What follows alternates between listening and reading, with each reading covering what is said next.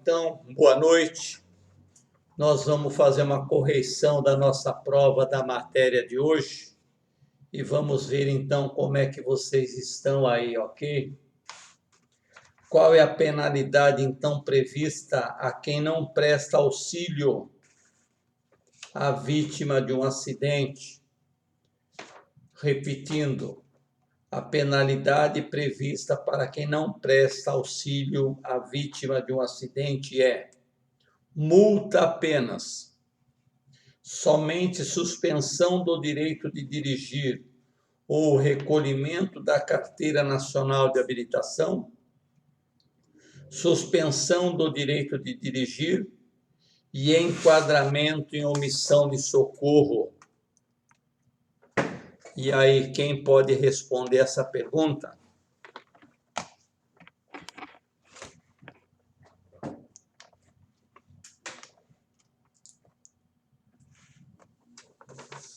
Letra C. Alguém mais? Então, é multa, recolhimento da carteira nacional de habilitação, suspensão do direito de dirigir e enquadramento em omissão de socorro. Essa, então, é a resposta correta. Aí eu pergunto, o que quer dizer enquadramento e omissão de socorro? Alguém pode responder? Enquadramento e omissão de socorro. Isso quer dizer que você pode ser condenado, você vai ser julgado por ter emitido aquele socorro e pode então vir a ser preso por aquela omissão. É mais ou menos como um médico. Você vai no médico e o médico deixa você esperando sem atendimento e de repente o fulano morre. Ele vai responder criminalmente por aquilo. Isso então é omissão de socorro. É a mesma coisa no acidente de trânsito. Você viu o carro batido, você é o primeiro que está passando por ali, para e socorre a vítima. E socorrer a vítima não é você pegar aquela vítima no colo e levar para o hospital. É você parar, acionar o socorro, ligar para 192 ou 193, que é a polícia, que é o corpo de bombeiro, para você obter um socorro. Mesmo que você não fez parte, não foi ocasionado por você aquele acidente, você tem a obrigação de fazer. Se alguém passar aí, ver que você passou direto, anotar a placa do teu carro, te denunciar, você vai responder. Com certeza você vai responder por aquilo, tá bom? Segunda pergunta, objetivo principal das normas de circulação. Então, o objetivo principal das normas de circulação é estabelecer o comportamento adequado aos usuários do Sistema Nacional de Trânsito, constranger os usuários do Sistema Nacional de Trânsito ou ajudar o condutor a evitar congestionamento. E agora, quem responde?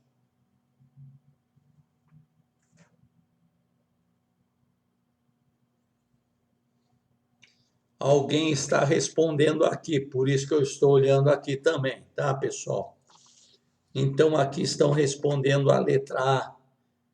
Todos responderam aqui a letra A. Alguém pediu para me repetir a pergunta.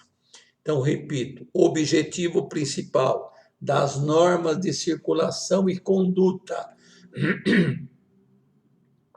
Então, qual é as normas? Justamente, letra A, estabelecer os comportamentos adequados aos usuários do Sistema Nacional de Trânsito. Aí eu pergunto ainda, quem são os usuários do Sistema Nacional de Trânsito?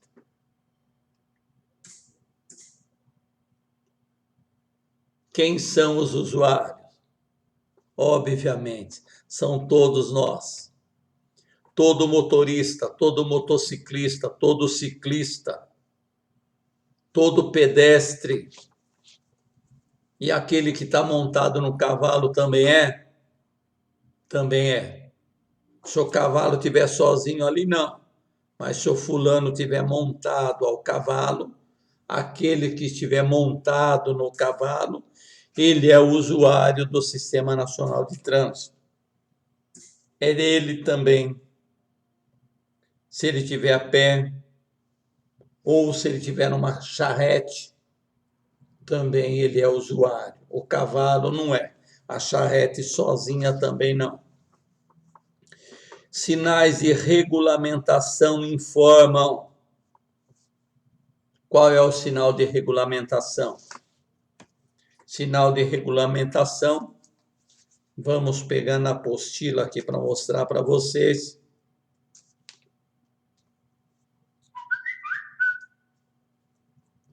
Opa, tá danada a apostila aqui, pulou. Sinal de regulamentação é aquela placa vermelha. Alguém já pegou aí? Aqui então estou em live com o pessoal fazendo a aula oficial e aqui então corrigindo junto com ele, junto com vocês. Sinal de regulamentação são esses. A vermelha são essas então o sinal de regulamentação. Então o sinal de regulamentação informa o quê? Vamos na resposta. As condições potencialmente perigosas da via, proibições ou restrições do uso da via, ou ela informa locais de paradas na rodovia? Vamos lá, gente, respondam.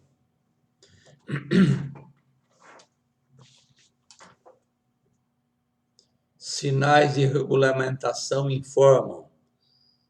Lá eles estão dizendo que são proibições ou restrições do uso da via. Proibições ou restrições, letra B.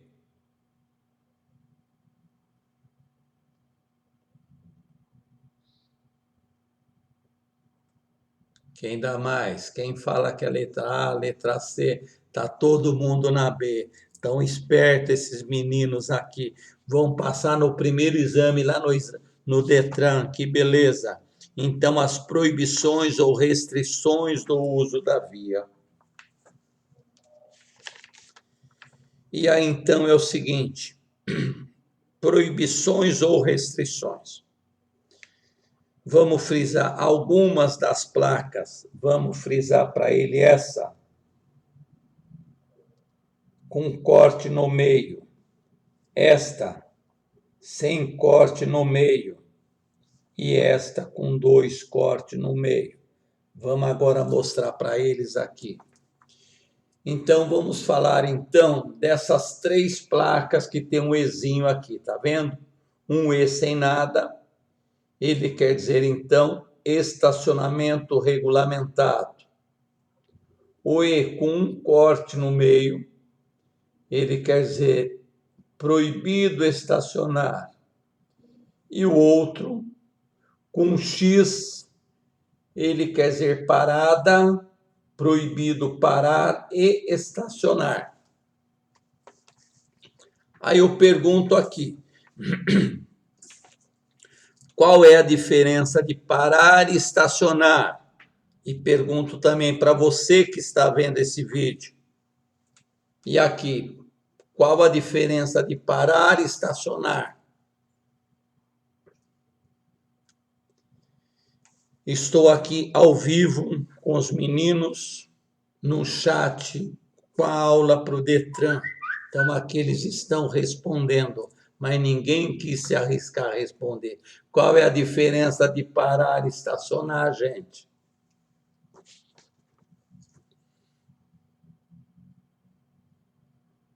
Estou esperando. Ali alguém disse assim: parar é ficar dentro. Dentro da onde? Dentro do veículo, você quis dizer, com certeza. Então, parar é parar e ficar dentro do veículo. Mas você parou por quê? Ele complementou agora. Estacionar é sair do veículo. É isso, é isso. Mas vamos explicar melhor ou não? Então vamos lá, você parou por quê? Ah, o outro, justamente. Parar é parar e descarga. Não, senhora. Outro disse parar para desembarque, justamente. Então, parar é uma parada para embarque ou desembarque do passageiro, correto? E estacionar é justamente estacionou, saiu do veículo, foi lá fazer compra, foi lá no banco, então você estacionou, correto? Então vai mais uma pergunta para eles e para vocês também, se responder antes de eu explicar. Debaixo dessa placa onde está meu dedo, aqui ó, que é parada, proibido estacionar. Mostrando para eles, debaixo dessa placa, aqui ó, que está escrito proibido estacionar, tá vendo? Debaixo dessa placa, você pode parar debaixo da placa que está cortada de proibido estacionar. Pode ou não? Vamos aguardar aqui, acho que eles estão pesquisando na apostila, lá na casa deles, para responder. Debaixo da placa, opa, o menino aí colocou que pode. Opa, sim, pode. Pode, muito bem. Então, debaixo daquela placa de proibido estacionar, você pode parar. Agora eu pergunto, por quanto tempo? Por quanto tempo pode parar? O outro ali complementou, pode porque é proibido estacionar. Pode, mas por quanto tempo? Vamos falar em relógio, em minutos. Quantos minutos pode parar?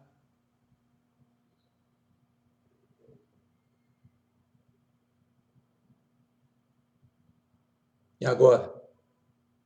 Então vamos lá, ajudar os meninos aqui. Pode parar por quanto tempo? Por quantos minutos? Então vamos dar um exemplo. Você vai parar debaixo dessa placa para levar ou desembarcar a senhora, sua mãe. Mas com detalhe, tá? A sua mãe, jovem, bonita, inteligente, braços e pernas perfeita. Alguém colocou 5 minutos. Quanto tempo demora para a senhora, sua mãe, descer do carro? 5 minutos? É muito, né? É muito. 30 segundos, tá bom? 30 segundos para uma pessoa jovem, perfeita, descer do carro? 30 segundos. Alguém respondeu aí, nem 1 minuto, 30 segundos. Agora, você não vai mais levar sua mãe, você vai levar sua avó, você vai levar uma senhorinha de 80 anos de idade. Aquela senhorinha que eu vou até dar um exemplo, vou ficar um pouquinho mais longe aqui para dar um exemplo para vocês. Aquela senhorinha que é para ela descer do carro, ela precisa das 2 mãos para levantar a perna jogar do lado de fora do carro. ela precisa dar outras duas mãos para pegar outra perna e jogar para fora do carro, para ela poder se levantar e sair do carro. A senhora, sua mãe, demorou 30 segundos. E essa senhora, de 82 anos de idade, quanto tempo ela vai demorar? E agora, gente? Será que ela consegue com 30 segundos?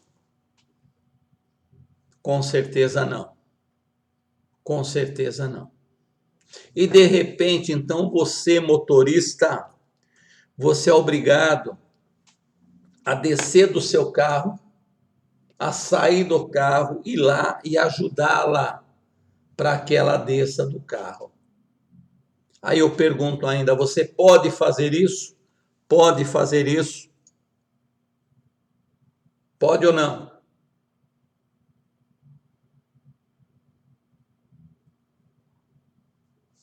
Pode. Obviamente pode. E eu ainda vou mais a fundo. Não pode. É obrigação você fazer isso. Você ajudá-la. Agora, o que não pode também é a sua avó descer do carro e você começar a dar malho nela, né? Minha vozinha querida, volte logo. Minha vozinha querida, quanta saudade já estou sentindo. Aí não pode, porque o guarda está lá na esquina, já está com, eu ia falar com o cartão na mão, mentira. Hoje eles usam assim um celular, né, um aparelho na mão, já marcou a placa do teu carro. Só está faltando assim o dedo dele está coçando para dar um enter para a multa já ir para o Detran, né? Ou para a prefeitura. Então não pode. Ela desceu do carro, ela segue o caminho dela e você volta, segue o seu. Mas não se esqueça, em qualquer situação de parada, aconselho que ligue o pisca-alerta. Parou, ligou o pisca-alerta. Desceu no carro, você ligou a seta para você sair dali, você desliga o pisca-alerta. Agora, então, você não vai mais levar a sua avó nem a sua mãe, né? Você vai levar um cadeirante. Quanto tempo esse cadeirante vai demorar para descer do carro? E, de repente, ele não desce do carro sozinho.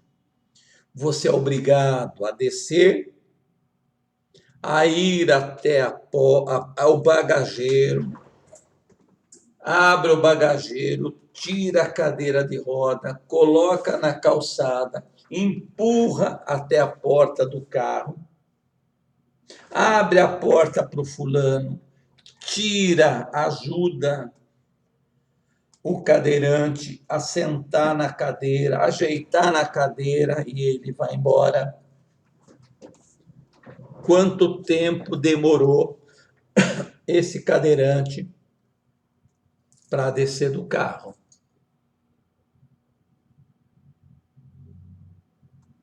Quanto tempo esse cadeirante demorou ali parado?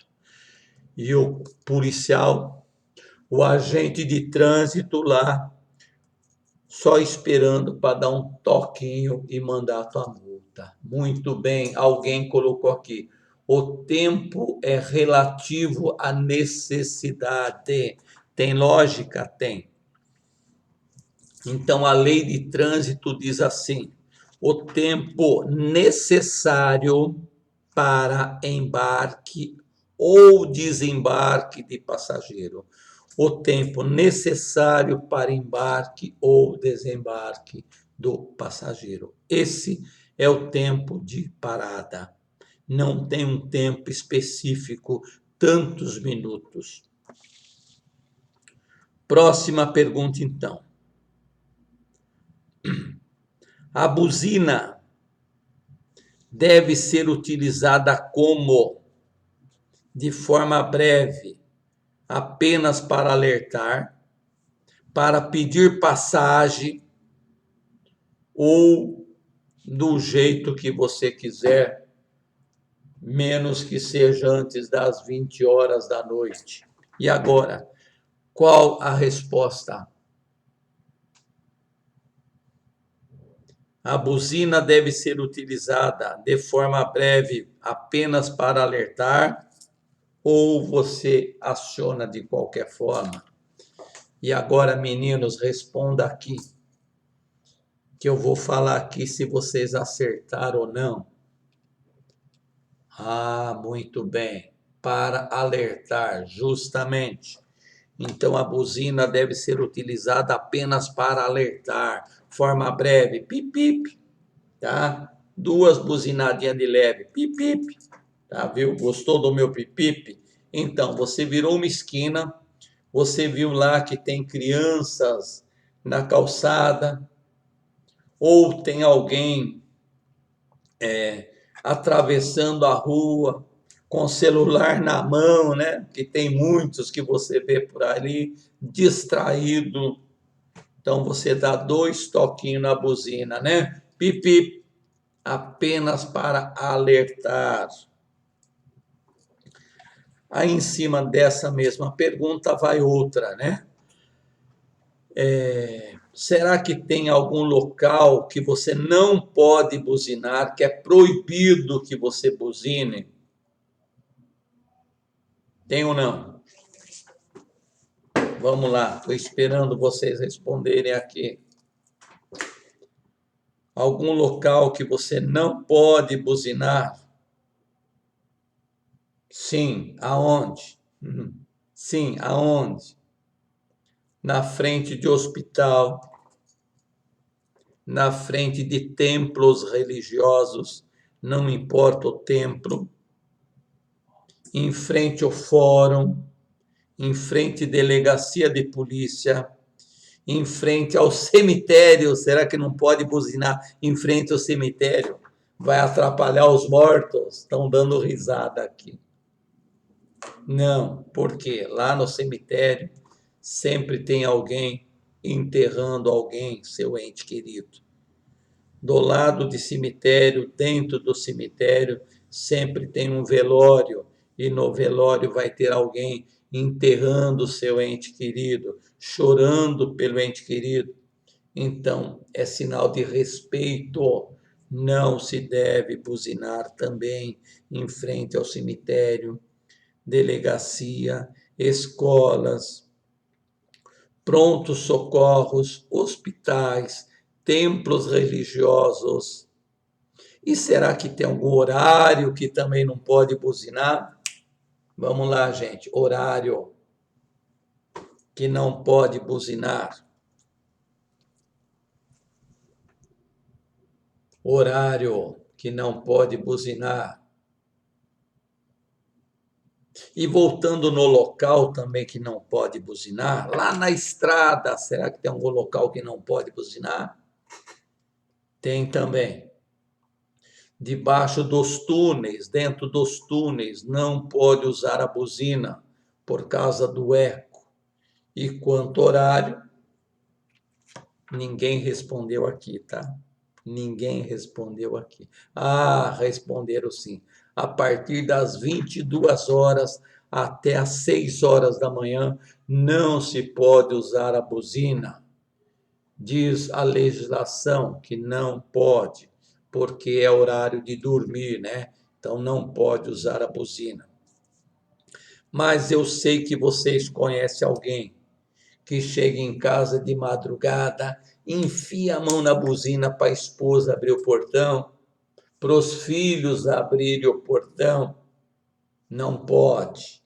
Mas não cria caso com o teu vizinho, não, tá? Não chama a PM para ele, não, que deixa ele, tá bom? Mas não pode, ele está errado. A penalidade para andar de marcha ré. Penalidade para andar de marcha ré. Qual é? Apreensão do veículo, suspensão do direito de dirigir ou multa. Se você andar de marcha ré, o que acontece? Vamos lá, gente, respondam.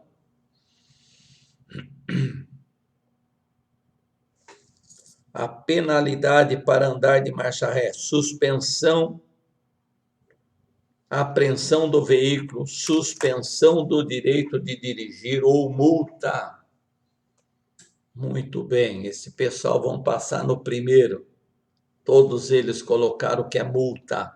Não se pode andar de marcha ré. Mas aí eu pergunto, se tem marcha ré no seu carro, por que que não pode andar de marcha ré? Por que que colocaram a ré no carro? Então,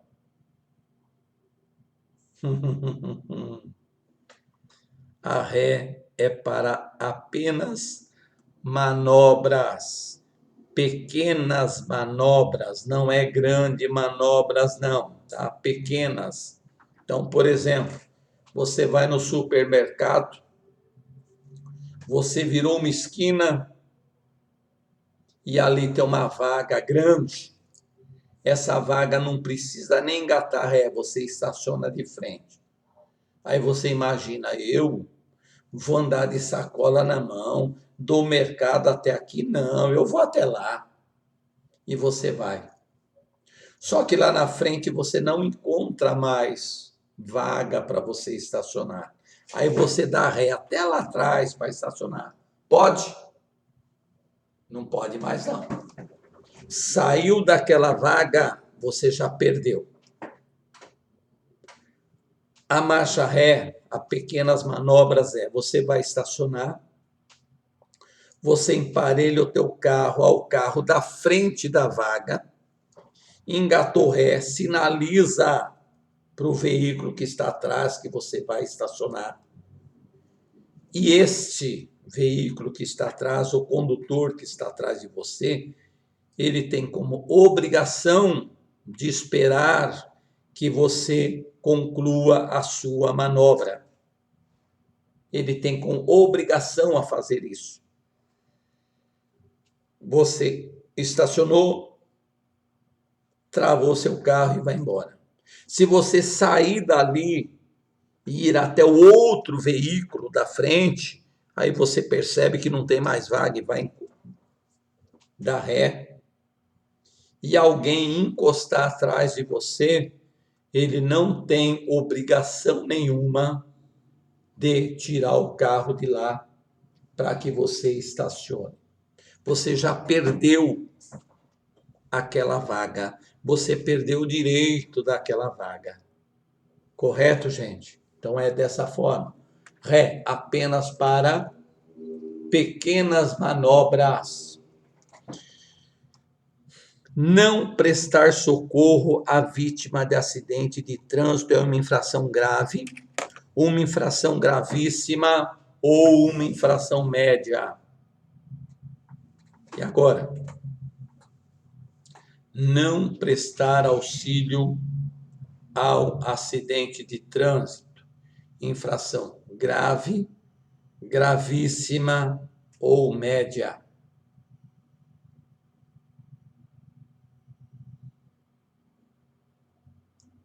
Justamente, infração.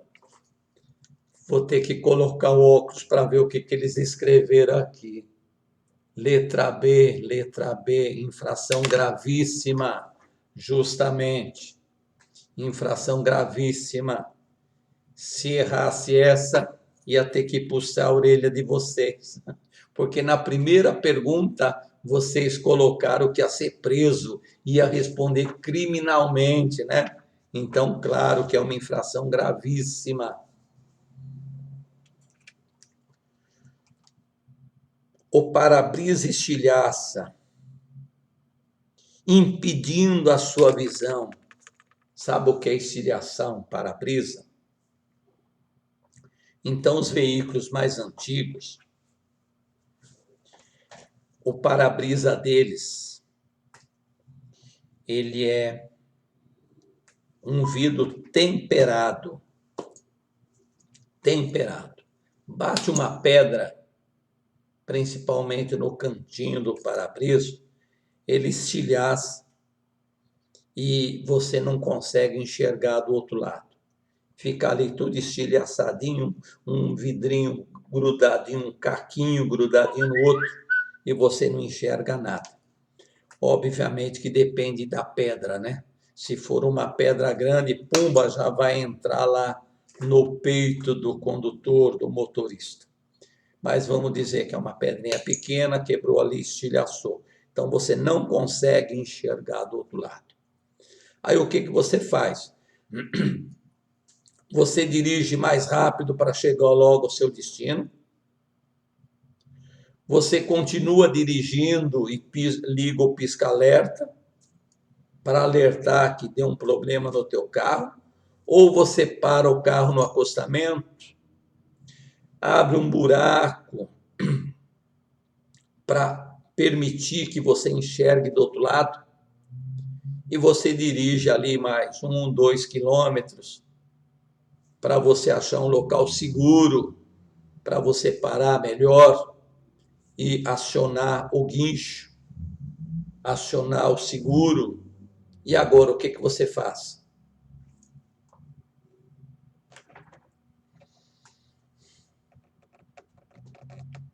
Lembrando ainda que os veículos mais novos hoje, o vidro não estilhaça.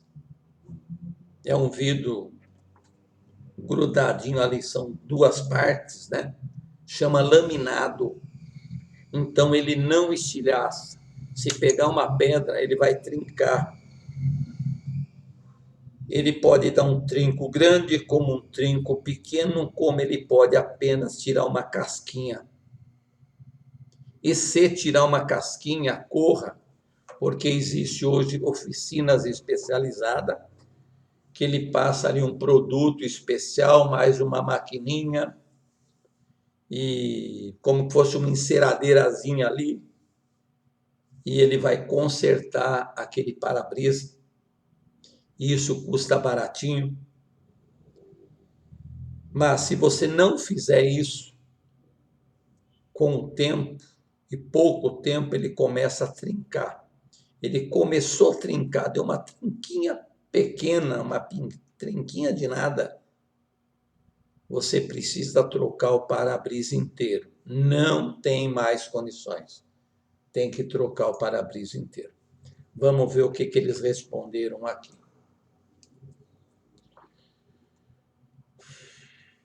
Repito a pergunta. O para-brisa estilhaça, impedindo a sua visão. O que você faz? Você abre um buraco, você continua dirigindo e liga o pisca-alerta, ou você abre um buraco no vidro para criar uma área de visão. Alguém colocou aqui, continua dirigindo e liga o pisca-alerta. Que coisa, né? Como é que você vai dirigir se você não está enxergando nada? Então, como já disse para vocês não, mas para ele já disse, que tudo aconteceu com Mesquita. Também aconteceu isso. Estava indo para a cidade de Tambaú, estava dirigindo um Maverick, e de repente, uma pista simples, veio um caminhão sentido contrário e jogou uma pedra no para-brisa do meu carro. Na hora, deu um estalo e embaçou tudo, não enxerguei mais nada. Eu até tentei pegar a pedra, mas não consegui. E é assim mesmo, tá? Se você estiver numa estrada de terra, numa estrada pedregulhada, hoje no asfalto é mais difícil, mas naquela época o asfalto andava muito sujo, né? Caminhões que acabavam derrubando britas pela estrada. Mas hoje, se você estiver numa estrada de terra, a hora que você for cruzar com outro veículo, leve a sua mão, tira uma mão do volante, encoste no para-brisa, firma no para-brisa. Isso é uma dica, que se o caminhão, outro veículo, jogar uma pedra no teu para-brisa, a sua mão está ali protegendo. Ela serve de escudo e o vidro não vai estilhaçar.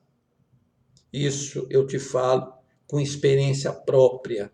tá? Mas então não deu tempo de eu levar a mão. O que que eu fiz?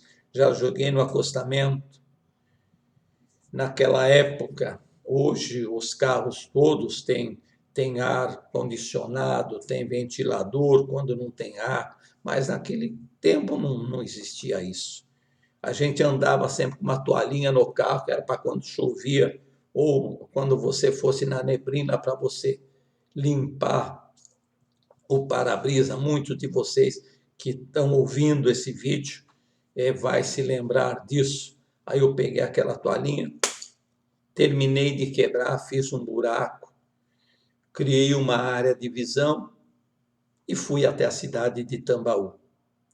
Mais ou menos, faltando 1,5 km, mais ou menos, para a cidade, dirigindo devagar, na velocidade mínima permitida, né? Com muito cuidado. Cheguei na cidade, no primeiro posto de combustível parei, pedi ajuda, tiramos o resto do vidro, aspiramos tudo, o borrachão do para-brisa coloquei no porta-malas, aspiramos, tiramos toda a sujeirinha sem ter perigo nenhum, mas fiz o que eu tinha que fazer na cidade, que eu estava a trabalho, estava do meu lado junto o meu sogro, e aí então fomos embora para casa. Eu morava na época em Sumaré, 360 quilômetros mais ou menos, e aí peguei uma chuva na estrada. Uma chuva que daqui para baixo molhou tudo, não teve jeito. Mas você fechando os outros vidros, não entra vento nenhum, vento algum. Então falava para o meu sogro, vamos parar, vamos esperar parar a chuva, passar a chuva. Esse senhorzinho grudou na puta que pariu aqui na frente, mas aquela, sabe que chama assim, né? Eu já até pesquisei por que que colocaram esse nome, mas segurou aqui na puta que pariu aqui da frente, no outro de cima, e vambora. Puxou o chapéu na testa e chuva que mandava praticamente uns 300 e poucos quilômetros, acredito, debaixo de chuva até Sumaré. Mas vento dentro do carro não entrou. Agora eu pergunto, hoje, isso foi naquela época que mesmo motociclista não precisava, não era obrigatório capacete. Agora hoje você não vai fazer isso, tá? Hoje, se acontecer de trincar o teu para-brisa na velocidade mínima, anda 2, 3 quilômetros para você achar um local melhor para você parar. Se aquele local que aconteceu, você vê que sofre algum risco, tá? Mas pare longe da pista de preferência, chama o guincho, chama a seguradora do teu veículo para poder tirar teu carro de lá. Agora, se seu carro estiver totalmente sem o para-brisa, você pode dirigir? Pode. Imagina que estourou teu para-brisa, você vai aqui, custa R$ 300 para trocar um para-brisa, você anda 30 quilômetros aqui em São Paulo, na Lapa, em Perus, você vai achar um para-brisa por 200. Poxa, a diferença é grande. Coloca um capacete na cabeça, trava o capacete, cinto de segurança e você vai sem problema nenhum. O motociclista, ele não anda de capacete em cima de 2 rodas, você está de capacete em cima de 4, não tem problema nenhum, mas desde que você tenha um capacete, tá bom? Então, o que tem que fazer nesse caso aqui? É fazer um buraco no para-brisa, tira, abre um buraco, continua dirigindo, justamente o que responderam aqui. Próxima pergunta. A sinalização horizontal indicativa. A sinalização horizontal indicativa tem por função informar os condutores as condições de uso da via, posicionar o condutor sobre a distância e locais de destino ou indicar os condutores e pedestres sobre tipos de serviço disponíveis na via. Então, nós estamos falando em sinal de horizontal indicativo. Então, os indicativos, eles são esses sinais aqui.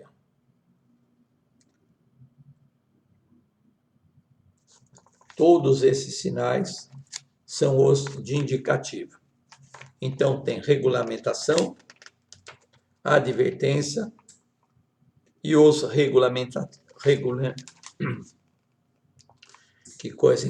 o sinal de regulamentação, que são os dispositivos auxiliares e outros, ou de obras, porque eles estão indicando. Então, aqui responder o quê?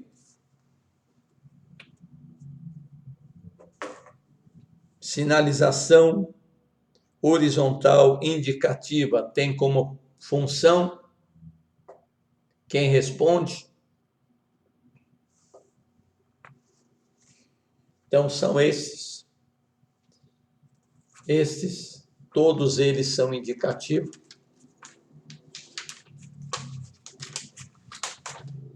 Só que, além disso, ele está dizendo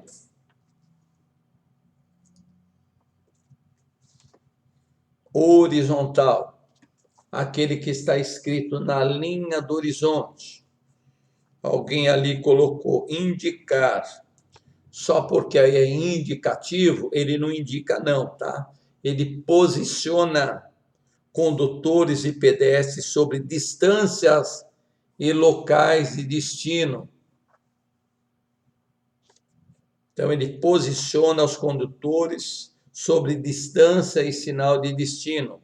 Então, você está numa rodovia, lá você encontra uma placa escrito assim, Santos, tantos quilômetros, né? 50 quilômetros, 100 quilômetros. Então, ele está indicando o local e a distância. Ocorre a aquaplanagem. Quando? Ocorre a aquaplanagem quando se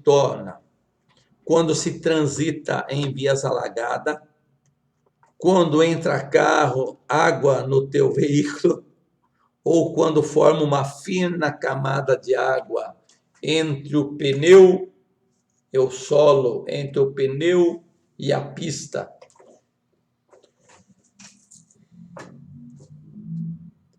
Ocorre a aquaplanagem quando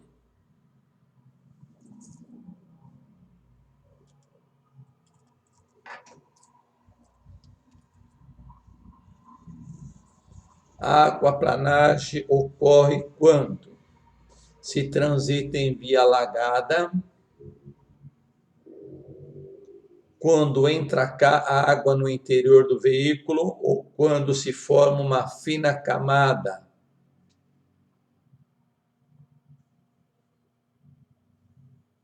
Então, a aquaplanagem é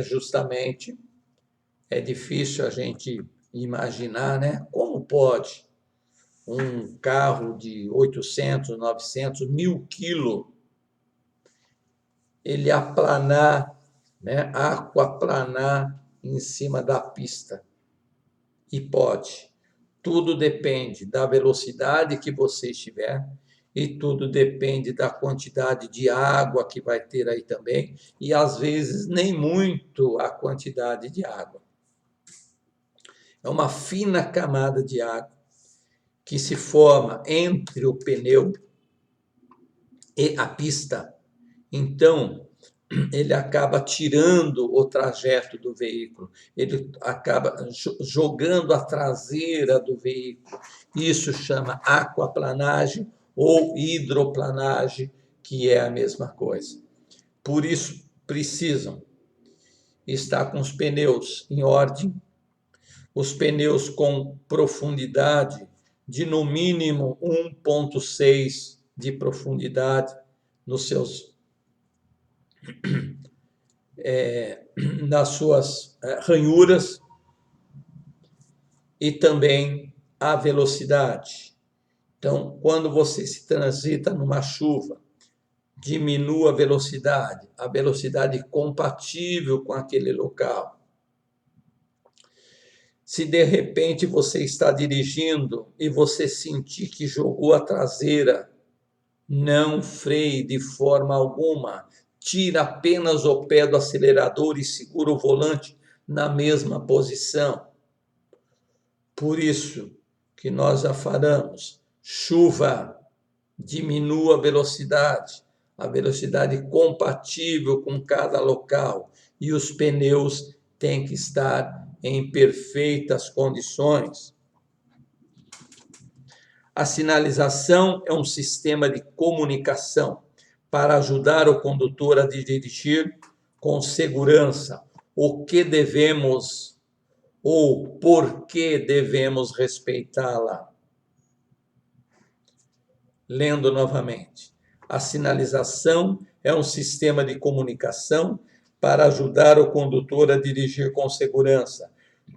Por que devemos respeitá-la?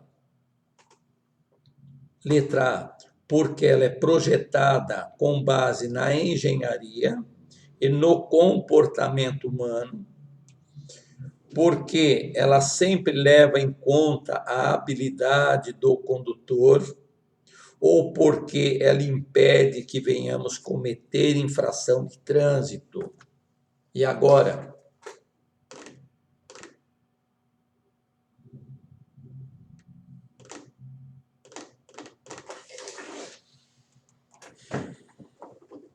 A sinalização é um sistema de comunicação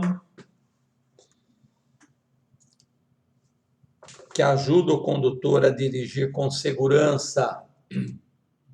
Ali colocaram porque ela é projetada com base na engenharia. Obviamente, né?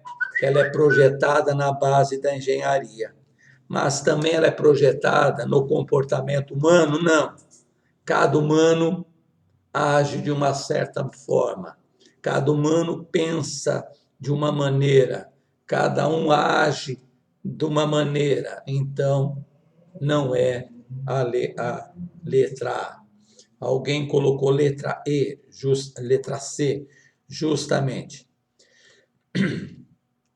Porque ela impede que venhamos a cometer infração de trânsito.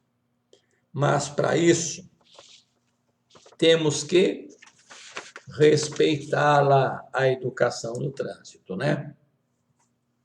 Então, por exemplo, você está numa rodovia, vamos ver uma plaquinha para mostrar para você aqui. Você está numa rodovia e nessa rodovia tem essa placa aqui. Você se depara com essa placa, né? Tá vendo aqui no meu dedo? Você se depara com essa placa. Como chama essa placa? Velocidade máxima permitida. Aqui no caso está 80 km por hora. Mas você está a 100 km por hora. Você imagina, poxa, a 80 km? É pouco. Eu estou com um carro novo, carro zero, 80 km, dá 100, tranquilo. E você continua a 100 km. Mais na frente, quer dizer, você está desrespeitando. A placa está aí, te educando e dizendo para você que é perigoso, né? Você, mais velocidade. Aí você vê a mesma placa Só que essa placa não está mais 80. Essa placa não está mais 80. Essa placa está pedindo que você vá a 60 km por hora. E mesmo assim você continua a 100. E mais na frente, você vê então essa primeira placa aqui, curva acentuada. Tá vendo essa placa aqui, ó? Curva acentuada. Aqui no meu dedo, aqui, ó. Curva acentuada. Então, o que é uma curva acentuada? É uma curva perigosa. Mas você, a hora que você vê a curva a 100 por hora, você não consegue fazer a curva. Você vai morrer. Então, a sinalização justamente está ali, impedindo que você venha a cometer infração, impedindo que você morra, mas você tem que respeitar. Caso contrário, você pode se matar, você pode matar o outro. Então, temos que respeitar a sinalização de trânsito em todos os lugares. Correto, gente? Para encerrar, então, eu vou contar uma historinha para vocês. O dono de um pequeno comércio encontrou-se com seu amigo em um café da manhã, em uma padaria, e de repente esse dono do comércio disse para o Olavo: meu querido amigo, preciso tanto vender a propriedade que o senhor tão bem conhece. Você pode redigir uma matéria, um anúncio, para que eu possa colocar no jornal e vender minha propriedade? O amigo, então, Olavo, o Bilac, apanhou um pedaço de papel, escreveu, colocou no bolso do amigo, terminaram o café e saíram. Meses depois, o poeta então encontrou novamente o amigo e lhe perguntou: e aí, meu grande amigo, conseguisse vender tal propriedade? Ele riu e disse: nem pensei mais nisso, meu grande amigo. Quando li o anúncio que o senhor redigiu para eu colocar no jornal, foi que eu percebi a maravilha que eu tinha e tenho em mãos. E naquele pedaço de papel estava escrito assim: vende-se encantadora propriedade, cercada de extensos arvoredos, onde nas madrugadas gorjeiam pássaros e sabiás, cortada por águas cristalinas de um riacho, que se vê ao fundo peixes coloridos a nadarem. A casa, então, é banhado pelo sol nascente, onde oferece tranquila sombra nas tardes na varanda.